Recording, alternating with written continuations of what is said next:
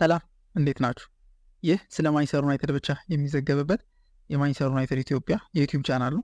ለዚህ ቻናል አዲስ ከሆናችሁ ሰብስክራይብ እያደረጋችሁ ቤተሰብ መሆናችሁን እንዳትረሱ። አዲስ ካልሆናችሁና ደግሞ ሰብስክራይብ ካደረጋችሁ ሼር በማድረግ ተደራሽነታችን እንዲሰፋ እንድታደርጉ እንጠይቃችኋለን። ዛሬም እንግዲህ በአዲስ ፕሮግራም ተገናኝተናል። በዛሬው ፕሮግራም ደግሞ ማንቸስተር ዩናይትድ እና አርሰናል ያደረጉትን የኦልድ ትራፎርድ 28ኛ ሳምንት የእንግሊዝ ፕሪሚየር ሊግ ጨዋታ ከጨዋታው በኋላ ያሉትን ሀሳቦች እንግዲህ እናነሳለን። ድህረ ጨዋታ ሀሳቦችን እያነሳን እንቆያለን። እስከ ፕሮግራሙ መጨረሻ ድረስ አብራችሁ እንድትቆዩ ተጋብዛችኋል።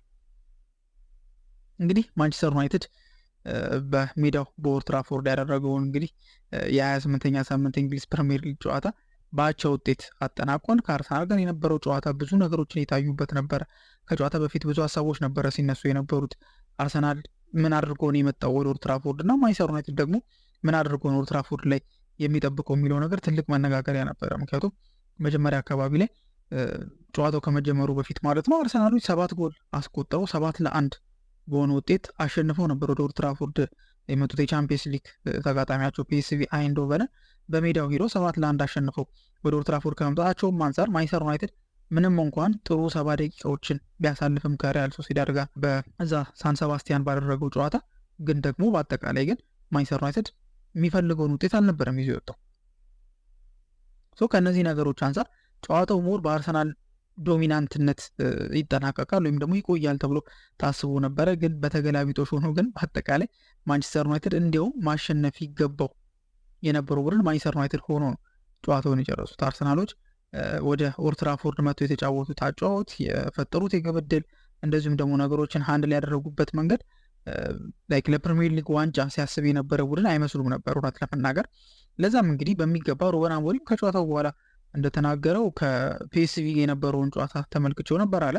ከዛ በኋላ ፒኤስቪዎች ሲያደርጉ የነበረው ነገር ምንድን ነው? ሰው በሰው ነበረ ማርክ ሲያደርጉ የነበሩት ወይም ደግሞ 1v1 ነበረ ማርክ እያደረጉ የነበሩት አርሰናሎች እና አርሰናሎች ደግሞ ያ ነገር በደንብ ተመችቷቸው ነበር ሲጫወቱ የነበሩትና በጊዜ ነው ፒኤስቪዎችን የበታተኗቸው። ከዛ አንጻር እሱ ያዘጋጀው የጨዋታ ስታይል አርሰናልን 1-1 ከመከላከል ወይም ደግሞ ማርክ ከማድረግ ይልቅ ሲጫወት እንደነበረው በሎ ብሎክ በደንብ ወደ ቦክሱ ተጠግቶ በሚገባ ቢከላከል የተሻለ ጨዋታውን የመቆጣጠር አቅም ይኖረኛል ብሎ ስላሰበ ነው የተገበረው። በዛም ማጫወት እውነት ለመናገር አርሰናሎች በጣም አማተር ቡድን መስለው ነበር የቆዩት። እድሜ ለበረኛቸው ዴቪድ ራያ ይሁን እንጂ በጭራሽ 1-1 በሆነ ውጤት ጨዋታው የማያልቅበት በጣም ሰፊ እድል ነበረ። በሁለቱም ሳይድ የተመለከትነው ነገር ነበር። በማንቸስተር ዩናይትድ በኩል የነበረው ኦናና ነበርና እንዲሁም በአንድ አጋጣሚ ኮሜንታተሩ ሲያነጻጽራቸው ነበረ የሆነ ማይነስ የተደረገ ኳስ ኦዴጋርድ ቀለል አድርጎ ነበር የመተውና ኦዴጋርድ በዚህ መልኩ እንዴት ይመተዋል? በጣም አቅልሎት ነበር የመተው የሚል ሀሳብ ነበር ሲነሳ የነበረው። ግን ኦናና ተንደፋድፎ ነበር ሲተፈው የነበረው። የተፋበትን ቦታ በዳንጀረስ ኤሪያ ላይ ነበረ። እንዲሁም ማርቲኔሊ መልሶ መቶት ከዛ በኋላ እንዲሁም ከጨዋታ ውጭ ኦፍሳይድ አቋቋም ላይ ስለነበረ ከጨዋታ ውጭ ተብሎ አልገባም። ግን ኦልሞስት እንደዚህ አይነት ቻንስ ክሬት ተደርጎ ነበርና አንድ በረኛ ምን ያህል አንድ ቡድን ይዞ መውጣት እንደሚችል ያየንበት ጨዋታ ይመስለኛል። ከዚህ በፊት በቻምፒየንስ ሊግ ምሽቶች ላይ የሚያየናቸው የሼዝኒን ብቃት እንደዚሁም የሊቨርፑልን በረኛ አሊሰን ቤከር ብቃት ተመልክተናልና በዚህኛው ጨዋታ ላይ የዴቪድ ራያ ብቃት በቃ ማይካድ በጣም አደገኛ የሚባል ፐርፎርማንስ ያስመለከተን ማለት ይቻላል። አርሰናሎች እድለኛ ነበሩ። እድለኛ ብቻም ሳይሆን እድለኛ የሆኑት ጎሎቹ ስላልተቆጠሩና ራያ የሚባል በረኛ ስላላቸው በጣም እድለኞች ነበሩ። ከዛ ውጭ ግን በእርግጠኝነት ማለት የሚቻለው ነገር የሩበን አሞሪም ሀሳብ ሙሉ በሙሉ ሰርቷል። በአንጻሩ ደግሞ የሚኬል አርቴታ ወይም ደግሞ የአርሰናል ሀሳብ ግን ያን ያህል ሰርቷል ማለት ትንሽ ያዳግታል። ምክንያቱም ካለው ከውጤቱ አንጻር ተመልክተን ማለት ነው። ከዚያ ውጭ ስለ ጨዋታው አንዳንድ ነገሮችን ለማለት ከቁጥራዊ መረጃዎች ብንጀምር ለምሳሌ ማንቸስተር ዩናይትድ ከ1984 ከሜይ 1984 ጀምሮ ያደረጋቸው ጨዋታዎች በሜዳው ያደረገው የፕሪሚየር ሊግ ወይም የሊግ ጨዋታዎች ያው ፕሪሚየር ሊግ አይባልም አልነበር 84 ላይ የሊግ ጨዋታ በአጠቃላይ 388 ጨዋታዎችን አድርጓል። ከ388 ጨዋታዎች ማለት ፈርስት ሃፉን እየመራ ወጥቶ ያደረጋቸው ጨዋታዎች በአጠቃላይ 388 ናቸው። ከ388ቶቹ 355ቱን ማሸነፍ ችሏል። ከ1984 ጀምሮ 388 ጨዋታዎች ላይ ማንቸስተር ዩናይትድ ፈርስት ሃፍ እየመራ ወጥቷል። 1-0 ሊሆን ይችላል፣ 2-0 ሊሆን ይችላል፣ 3-0 ሊሆን ይችላል። ብቻ የሆነ ቁጥር እየመራ ፈርስት ሃፉን ፈርስት ሃፍ ላይ ዊን አድርጎ የወጣባቸው ጨዋታዎች 388 ናቸው። ይህንን ጨዋታ ጨምሮ ማለት ነው። ከነዚ ውስጥ 355ቱን አሸንፏል። 33 ያክሉን ደግሞ በአቻነት ተጠናቋል። የተሸነፈው ደግሞ ምንም ጨዋታ ነበር እና በዚህኛውም ሁኔታ ላይ ማንቸስተር ዩናይትድ በሜዳው ያደረገው እነዚህ 388 ጨዋታዎች ያለመሸነፍ ጉዞውን አጠናክሮ ቀጥሏል ማለት ነው። ስለዚህ ማንቸስተር ዩናይትድ በሜዳው መጀመሪያ መምራት የሚችል በተለይ ፈርስት ሃፍ ላይ መምራት የሚችል ከሆነ ይሄ ያለመሸነፍ ዋስትናው እየጨመረ ይመጣል። ካሉት ከነዚህ ፕሮባቢሊቲ ብንወስድ የመሸነፍ ፕሮባቢሊቲ 0% ነበር። በዚህ ጨዋታ ላይ ይህን ነገር ተመልክተናል። በጨዋታው እንግዲህ ኤክስፔክትድ ጎል ወይም ደግሞ ኤክስጂ የሚለውን ከተመለከትን ማንቸስተር ዩናይትድ የበላይነቱን ወስዷል። 1.67 ኤክስፔክትድ ጎል ወይም ደግሞ ኤክስጂ ያስመዝግቧል። አርሰናል በአንጻሩ ደግሞ 1.62 ኤክስጂ ያስመዝግቧል። በአጠቃላይ በጨዋታው ላይ ቢያንስ ከአንድ በላይ ጎል መቆጠር ነበረበት፣ ሁለቱም ማስቆጠር ነበረባቸው የሚለው ነገር ሚዛን ይደፋል። በእርግጥ ይሄ ሜትሪክ ግን ስናየው የሆኑ የሚያሳስት ነገሮች አሉት አይደለ? ምክንያቱም የማንቸስተር ዩናይትድ ያ ጎል ማለትም በተለይ ኑሰይር ማዝራዊ ዲያጎ ዳሎ ክሮስ አድርጎለት የመታው ያ ኳስ ኤክስጂ ምን ያህል ነው የሚለው ነገር ለማወቅ ያጓጓል። ምክንያቱም በጣም ከባድ የማሸነፍ ወይም ደግሞ የኤክስጂ ትልቅ ውጤት ነው። በእርግጥ ይሄኛው ፈርስት ሃፍ እና ሰከንድ ሃፍ ላይ ተጨምቆ የወጣ ስለሆነ ነው እንጂ የማንቸስተር ዩናይትድ በተለይ ሰከንድ ሃፍ ላይ የፈጠሩት ኤክስፔክትድ ጎል በጣም የሚያስደንቅ ነበረ። ከዛ ውጪ ሹት በሚለው አርሰናል ብዙ ሹት አድርጓል። 16 ሹቶችን ማድረግ ይችላል አርሰናል። ግን ሹት ማለት ያው መምታት ማለት ነው እንጂ ኦን ታርጌት ላይ ከተመለከትን 6 ኦን ታርጌት ነው አርሰናል ያደረገው። ማንቸስተር ዩናይትድ ደግሞ 10 ሹቶችን አድርጎ 6 ኦን ታርጌቶችን መሞከር ችሏል። ከ6ቱ ኦን ታርጌቶች 5ቱ ሰከንድ ሃፍ ላይ የመጡ ናቸው። አንዱ ብቻ ነው ፈርስት ሃፍ ላይ፣ እሱም የገባው ጎል የብሩኖ ፈርናንዴዝ ቅጣት መቱ ማለት ነው። ከዛ ውጭ ግን 5ቱ ሰከንድ ሃፍ ላይ የመጡ ኦን ታርጌቶች ናቸው። የነ ዘርኪዚ የነ ማዝራዊ የመሳሰሉት የራሱ ብሩኖ ፈርናንዴዝ መጨረሻ 93ኛው 94ኛው ደቂቃ ላይ የሞከረውን ጨምረን ማለት ነውና ኦፖዚሽን ቦክስ ውስጥ ተች ባረገ በሚለው ግን ካየን ቁጥሩ ይገርማል። አርሰናል 33 ጊዜ ኦፖዚሽን ቦክስ ውስጥ ማለትም የማንቸስተር ዩናይትድ የበረኛ ኤሪያ ፔናልቲ ቦክስ አካባቢ ላይ 33 ጊዜ ኳሶችን ነክቷል። ማንቸስተር ዩናይትድ በአንጻሩ የነካው 18 ተቾችን ብቻ ነበር። ፖሴሽኑ ደግሞ በደንብ ስለ ጨዋታው ሙሉ በሙሉ ይነግረናል ብዬ አስባለሁ። ፖሴሽን ላይ ስንመጣ አርሰናል 68.2% ፖሴስ አድርጎ ነው ኳስን የተጫወተው። ማንቸስተር ዩናይትድ ደግሞ 31.8% ኳሱን ፖሴስ አድርጎ ነበር የተጫወተውና ይህንን ስንመለከት አርሰናሎች ሙሉ በሙሉ በሚባል ደረጃ ኳሱን ተቆጣጥሮት ነበር ሲጫወቱ የነበረው። አሞሪም መጨረሻ ላይ እንደተናገረው ኳሱን ለነሱ ሰጥተናቸው ነበር የተጫወት ነው፣ ፕላኑም ያ ነበረ ብሎ ነው የተናገረውና ዩናይትድ በምን አይነት ሎ ብሎክ እና በምን አይነት ይሄ ብዙ እንቅስቃሴዎችን ኦፍ ዘ ቦል የሆኑ ወይም ደግሞ ኦፍ ፖዚሽን የሆኑ ስራዎችን ሲሰራ እንደነበር ይሄ ቁጥር ፍንትው አድርጎ ያሳየናል ብዬ አስባለሁ። ከዚህ ውጭ በኮርና ከተመለከተን አርሰናሎች 9 ጊዜ ኮርና አግኝተዋል። አንዱንም ወደ ግብነት አልቀየሩም። ምክንያት የአርሰናል የኮርና ሁኔታ ወይም ደግሞ የኮርና አስፈሪነት እየተቀሳቀሰና እየቀነሰ የመጣበትም ሁኔታ ማንቸስተር ዩናይትድ ደግሞ ያንን የመከላከል አቅማቸውም ደግሞ በደንብ የጠነከረበትና ተጫዋቾችን አላፈናፍን ሲሉ ራሱ በተደጋጋሚ እያየናቸው ነበር። ተሳክቶላቸው 9 ኮርና አርሰናል እንግዲህ በፕሪሚየር ሊጉ ብዙ ኮርና ያስቆጠረው ቡድን አርሰናል ነው። ብዙ ኮርና የተቆጠረበት ቡድን ደግሞ ማንቸስተር ዩናይትድ ነው፣ ወይም በሴት ፒስ ጎል የተቆጠረበት። ግን በዚህ ጨዋታ ላይ ግን በሚገባ ነበረ ማንቸስተር ዩናይትዶች ሊከላከሉ ችለው የነበረው። በአጠቃላይ ከጨዋታው በኋላ ማንቸስተር ዩናይትድ በአቻ ውጤት ነው የተጠናቀቀው። በአቻ ውጤት መጠናቀቁ እንግዲህ ምን ያህል ጥሩ ውጤት ነው ተብሎ ይታሰባል የሚለው ነገር ማንቸስተር ዩናይትድ ካለበት ሁኔታ አንጻር በእርግጥ ጨዋታውን ማንቸስተር ዩናይትድ ማሸነፍ ነበረበት በደንብ። በተለይ ከሞከራቸው ሙከራዎች አንጻር ምን ያህል ቀርበው ነበር ጎል ለማስቆጠር እስከ መጨረሻው ደቂቃ ድረስ ያለውን ከተመለከትን በእርግጥም የሚያስቆጭ አይነት አጋጣሚ ለማንቸስተር ዩናይትድ እንደተፈጠረ እንረዳለን። ከዛ ውጭ ግን ሮኪ እንደተለመደው እንግዲህ ለስካይ ስፖርት ሌላ አስተያየት ሰጥቷል ከጨዋታው በኋላ። እንግዲህ ለአቻ ይህን ያህል መደረግ የለበትም ወይም ደግሞ ከዚህ በፊት አቻ ከወጣን ደጋፊዎች ተቃውሞ ያሰሙ ነበር። አሁን ግን የሚጨበጨብ ከሆነ ማንቸስተር ዩናይትድ ምን ያህል የወረደ ፐርፎርማንስ ላይ እንዳለ ማሳያ ነው ብሎ ተናግሯል። በእርግጥ የሮኪን አስተያየትን ከተመለከትን ከሪያሊቲ የወጣ ነገር ይመስላል። ምክንያቱም ማንቸስተር ዩናይትድ አሁን ካለበት ሁኔታ አንጻር ቤንች ላይ ያሉትን ተጫዋቾች ብትመለከቱ ምን ያህል ተጫዋች አጠቃላይ ማንቸስተር ዩናይትድ በዚህ ጨዋታ በቅጣትና በጉዳት ያው ቅጣት አንድ የዶርጉ ብቻ ነው ቅጣት 11 ተጫዋቾችን ማሰለፍ አልቻለም፣ ለቤንችም ማብቃት አልቻለም። 11 ተጫዋቾች ይሄ ማለት ፓትሪክ ዶርጉን ብናስወጣውና እሱ ያው የቅጣት ጉዳይ ስለሆነ እሱን ካስወጣ ነው 10 ተጫዋቾች ማንቸስተር ዩናይትድ ከዋናው ቲም ነው ደግሞ ከሪዘርቭ አይደለም ወይ ከወጣት አይደለም ከዋናው ቲም 10 ተጫዋቾች ማንቸስተር ዩናይትድ አጥቷል በዚህ ጨዋታ ላይ። ስለዚህ በእንደዚህ አይነት መልኩ የገባን ቡድን ከዛም ውጭ ደግሞ አርሰናልም ካለበት ሁኔታ አንጻር ተመልክተን ሮኪ እንደዚህ አይነት ሀሳብ መስጠቱ ብዙም የሚያስማማ ነገር አይመስልም። ግን ሆነም ቀረ ግን እንደዚህ አይነት አስተያየቱን እንግዲህ ሮኪን ሰጥቷል። ከዛ ውጭ ሩበን አሞሪም ከጨዋታ በኋላ እንግዲህ ስለ ጨዋታው አጠቃላይ ያሉትን ነገሮች ተናግሯል። መጀመሪያ ላይ የተናገረው ነገር ምንድን ነው? በሎ ብሎክ ነው ቡድኑን የተጫወተው። እንደተመለከትነው አሞሪም እንዳለው በሎ ብሎክ መጫወት አልፈልግም ነበረ፣ ግን ያው ምንም ማድረግ ስለማይቻል ነው። ከዛ ውጭ ግን ከዚህ ጨዋታ በደንብ የወደድኩት ነገር በሎ ብሎክ መጫወታችንን አልወደድኩትም። በእርግጥ ፕላኔ እሱ ነበረ። ፕላኑን በስነስርዓት ኤክስኪዩት ማድረጋቸው አሪፍ ነገር ሆኖ ሳለ ግን ደግሞ ከዚህ ጨዋታ ግን ከሎ ብሎክ ይልቅ በጣም የተመቸኝና የወደድኩት ብሎ የተናገረው ምንድን ነው? የማሸነፍ ስፒሪቱን ማለትም የማሸነፍ ወኔያቸው፣ የማሸነፍ ተነሳሽነታቸው ከዚህ ጨዋታ በደንብ የተመቸው አሞሪም ይሄ እንደሆነ ተናግሯል። እንግዲህ እንደተመለከት ነው በሎ ብሎክ ዩናይትድ የተጫወተው ተከላክሎን የተጫወተው ሙሉ በሙሉ የኳስ ፖዚሽኑን ነግሬያቸዋለሁና ምን ያህል ኳሱን ትቶ ለአርሰናል ኳሱን ሰጥቶ በደንብ ሲጫወት እንደነበረ የተመለከትንበት። ጌሙን ኮንትሮል አድርጎታል? አዎ አድርጎታል። ምክንያቱም ጌም ኮንትሮል የሚደረገው እንደምናውቀው በዘመናዊ እግር ኳስ ከኳስ ጋር ብቻ አይደለም፣ ከኳስ ጋርም ኮንትሮል ይደረጋል፣ ከኳሶችም ኮንትሮል ይደረጋል። ግን አት ኤንድ ኦፍ ዘ ዴይ ከዚህ ጨዋታ ምን ማግኘት ፈልጎ የሆነ ቲም ምን አግኝቷል የሚለው ነገር ነው መጨረሻ ላይ እንዲታረም የሚያደርገው። በአጠቃላይ በሎ ብሎክ ዩናይትድ ተጫውቶ ተሳክቶለታል። አሞሪም ይሄን መንገድ እንደማይፈልገው እንደማይመቸው፣ ግን ደግሞ በቃ መደረግ ያለበት ነገር እንደሆነ ግን ስፒሪቱን ግን እንደወደደው እና ይሄ ተነሳሽነት የማሸነፍ ወኔ በተለይ በኦልድ ትራፎርድ መምጣቱ ደጋፊ ፊት በጣም አሪፍ ነገር እንደሆነ ተናግሯል። ከዚ ውጭ ይሄ ሎ ብሎክ ለምንድን ነው የጠላኸው ማለት ከሲቲ እና ከሊቨርፑል ጋር እንደዚሁ ስትጫወትበት የነበረውና ኢፌክቲቭ የሆነበት መንገድ ነው ተብሎ በጠየቀበት ሰዓት ላይ ያን አክሴፕተብል ነው። ምክንያቱም አዊ ጌም ነው የምንጫወተው ከነበርንበትም አንጻር አዊ ጌም ስለሆነ አዊ ጌሞች ላይ እንደዚህ አይነት ነገሮችን መጠቀም አክሴፕተብል ነው። ግን በኦልድ ትራፎርድ ግን ይሄን ነገር መጠቀም ግን ትክክል አይደለም። ለዛም ነው እንዲሁ ፈርስት ሃፍ ላይ ደጋፊዎች ተቃውሞ እያሰሙ ነበረ በሎ ብሎክ በጣም በምንጫወትበት ሰዓት ላይ እና ኦልድ ትራፎርድ ላይ እስከመጣ ድረስ ወደፊት ነው ማጥቃት ያለብህ፣ ወደፊት መራመድ አለብህ።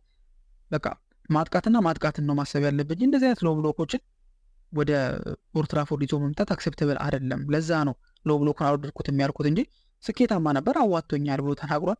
ስለ ብሩኖ ፈርናንዴዝ እንደዚሁ ተጠይቆ እንግዲህ ብሩኖ ፈርናንዴዝ ኤግዛምፕል እንደሚሆንና የትኛውም አሰልጣኝ ተጫዋች ለማስፈረም ወደ ገበያ ሲወጣ እንደ ብሩኖ አይነት ኳሊቲ ያለው ተጫዋች ለማስፈረም ገበያው እንደሚያስሱ ተናግሯል።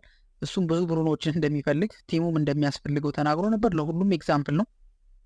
ጎል በሚያስፈልግበት ሰዓት ላይ ከቅጣት ምት እንኳን ሳይቀር ጎል ያስቆጥራል ወይም ደግሞ አሲስት አድርጎ ጎል እንዲቆጠር ያደርጋል። ከዛ ውጭ ግን ለቡድኑ ያለው አቬይላቢሊቲ በጣም አስደናቂ ነው። ሁሌ ራሱን ከጉዳት ነፃ አድርጎ ነው የሚመጣው። ከዛ ውጭ ደግሞ ሜዳ ውስጥ የትም ቦታ ባጫወተው የትም ቦታ ቢጫወት በደንብ ሳያማርር የሚጫወት ተጫዋች ነው። ምንም እንኳን አንዳንድ ስህተቶች ቢኖሩበትም፣ ምንም እንኳን አንዳንድ ከዳኛ ጋር የሚገባቸው ነገሮች ብዙ የሚነሱበት ነገሮች ቢኖሩም፣ በአጠቃላይ ግን ብሩኖ ፈርናንዴዝ ከማሸነፍ ፍላጎት አንጻር የሚያደርጋቸው ነገሮች ናቸው። ብሩኖ ለዚህ ቡድን ወሳኝነቱ የሚያጠያይቅ አይደለም ብሎ ስለ ብሩኖ ፈርናንዴዝ ተናግሮ ነበር። ከዚህ ውጭ ጨዋታውን ከተመለከታችሁት ማንቸስተር ዩናይትድ ፈርስት ሃፍ ላይ ያን ያህል ኤነርጂ አልነበሩ። ያን ያህል ሳይሆን ኦልሞስት ሙሉ በሙሉ በሚባል ደረጃ ኤነርጂ አልነበሩ። ምክንያቱም ኦን ታርጌት ራሱ ከተመለከትን ብሩኖ ፈርናንዴዝ 45ኛው ደቂቃ ፕላስ ቅጣት ምት እስኪያስቆጥር ድረስ ማንቸስተር ዩናይትድ ምንም አይነት ኦን ታርጌት አላደረገም ነበር፣ ምንም አይነት ማለት ነው። ስለዚህ ተጭኖ ሲጫወቱ አልነበረም፣ ሙሉ በሙሉ ነበር ሲከላከሉ የነበሩት። ሰከንድ ሃፍ ላይ ግን እንዳልኳችሁ ነው 5 ኦን ታርጌቶችን ነው መሞከር የቻሉት እና ይሄ ኬት የመጣ ነው ተብሎ በተጠየቀበትም ሰዓት ላይ አሞሪም እንግዲህ ይሄኛው ጉዳይ መጀመሪያ ፈርስት ሃፍ ላይ የገባንበትን ሜንታሊቲ ለመከላከል ነበረ። ተጫዋቾቹም 90 ደቂቃ አለ፣ ስለዚህ 90 ደቂቃ ስላለ በደንብ መጠንቀቅ ጥንቃቄ ያስፈልገናል ብለው ነበር ሲጫወቱ የነበሩት። ግን ወሳኙ ነገር ብሎ እዚህ ጋር የብሩኖ ፈርናንዴዝ ወሳኝነት በዛው ማየት እንችላለን። ቅጣት ምቱ ከገባ በኋላ ግን ሰከንድ ሃፍ ላይ እንደዚህ እንደምናጠቃ ግልጽ ነበር። ምክንያቱም እየመራህ ወደ ፈርስት ሃፍ ወደ መልበሻ ክፍል ስትገባና ከሰከንድ ሃፍ በኋላ ወደ ሜዳ ስትገባ ሙሉ ሙሉ ኮንፊደንት ሆነ ነው የምትጫወተው። ፕሬዠር አይኖረው።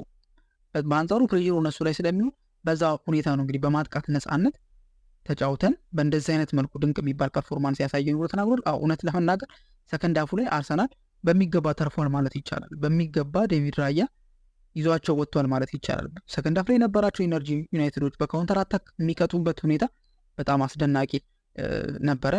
ሩበን አሞሪም ያን ነገር ለማናገር ነበር የሞከረው። ከዚህ ውጭ አስገዳጅ ቅያሪ ነበረ ጨዋታው ላይ እንደተመለከት ነው። አይደን ሄቨን የተባለው ተጫዋች ሰከንድ ሃፍ ላይ ወዲያው በሌኒ ዮሮ ተቀይሮ ገብቶ ነበረ። አስገዳጅ ቅያሪ ነበር። እንዳለውም ሩበን አሞሪም በእግሩ ላይ የተወሰነ ዲስኮምፎርት ተሰምቶት ነበርና ሪስክ መውሰድም ስላልፈለግን ቤንች አድርገነዋል፣ ማለትም ቀይረን አስወጥተነዋል። ከዚህ ውጭ ግን አይደን ሄቨን ግን የነበረበት ሁኔታ ግን በጣም የሚያስደንቅ ነበር። ብቃቱ በጣም ሪላክስድ ነበር፣ በጣም ኮንፊደንት ነበር። እንዲሁም አንዳንዴ ይሄ ሪላክስድ መሆኑ ነገር ያበዛዋል እና አይ ቲንክ ከዛ ቦታ ላይ ተጫዋች አግኝተናል ብሎ ተናግሯል። እና ግን ደግሞ ኮንትሮል ማድረግ አለብን፣ በደንብ መግራት ግን አለብን። ግን እዛ ቦታ ላይ ግን ጥሩ ተጫዋች አግኝተናል ብሎ ተናግሮ ነበር። ይሄ የሚያስማማ ነገር ይመስለኛል። ምክንያቱም አይደን ሄቨን ከአርሰናል ወደ ማንቸስተር ዩናይትድ ፈርሞ የመጣው የመሀል የግራ ተከላካይ በድንቅ ሁኔታ ነበር ፐርፎርመንስ ያደርግ የነበረው። ፊዚካሉ በጣም የፊዚካል ጨዋታው በጣም የሚያስደንቅ ነበረ። ኳስ የሚነጥቅበት መንገድ፣ የሚጋፈጥበት መንገድ፣ 1v1 ያለው ወኔ፣ ተነሳሽነቱ እንዳለውም ኮንፊደንሱ እና በጣም ሪላክስ ሊሆኑ የመጫወቱ ሁኔታ በደንብ ልዩ ያደርገዋል እና በጣም የሚያስደንቅ ፐርፎርማንስን ያሳየው እንግዲህ የመጀመሪያ ጨዋታውን ከማድረግም አንጻር እንግዲህ በእንደዚህ አይነት ፐርፎርማንስ በፕሪሚየር ሊጉ ማሳየቱ በኦልድ ትራፎርድ ያደረገውን የመጀመሪያው ጨዋታ በእንደዚህ አይነት መልኩ ማሳየቱ በጣም የሚያስደንቅ ነበረና ኮሜንታተሩ እንደውም በአንድ አጋጣሚ የኤንቢሲ ስፖርት ላይ ነበረና ሲናገር የነበረው ነገር ምንድን ነው?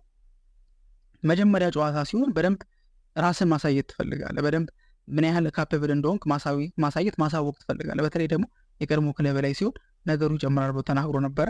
እንግዲህ ለአይደን ሄቨን ይሄ ነገር የተሳካለት ይመስላል። ከዛ ውጪ በጣም መወራት ያለበት እንግዲህ ስለ ብሩኖ ፈርናንዴዝ፣ ምክንያቱም በማንቸስተር ዩናይትድ እና በአርሰናል መካከል የነበረው ልዩነት በተለይ ልዩነት ፈጣሪዋን ኳስ ያስገባውና ማንቸስተር ዩናይትድ ሰከንድ ሃፍ ላይ በእንደዚህ አይነት መልኩ እንዲያጠቃ ተጽዕኖ እንዲፈጥር ያደረገው ብሩኖ ፈርናንዴዝ ነበር። ካፕቴን እንግዲህ ስራዎች ብዙ አይነት ስራዎች ናቸው ያሉት። የብሩኖ ፈርናንዴዝ ሁሉ የሚያጨቃጭቀው ነገር ካፕቴን መሆን አለበት የለበትም፣ ይመጥናል አይመጥንም የሚለው ነገር ነው።